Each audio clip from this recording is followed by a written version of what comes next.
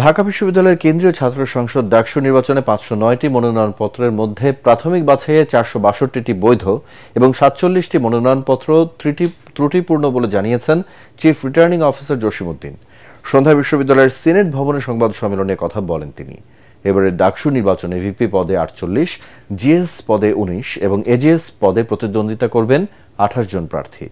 এছাড়া বিশ্ববিদ্যালয়ের 18টি হলে 13টি পদের জন্য প্রতিদ্বন্দ্বিতা করবেন 1108 জন প্রার্থী। ত্রুটিপূর্ণ মনোনয়নপত্র সংশোধনের শেষ সময় 23 আগস্ট, যা পর্যালোচনা করা হবে 24 আগস্ট।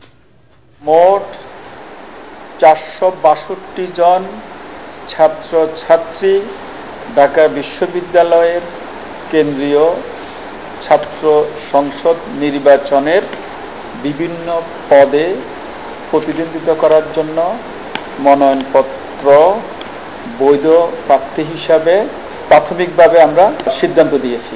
1108 জন প্রার্থী এই 18টি হলে 13টি পদের এগেইনস্টে প্রতিদ্বন্দ্বিতা করবেন।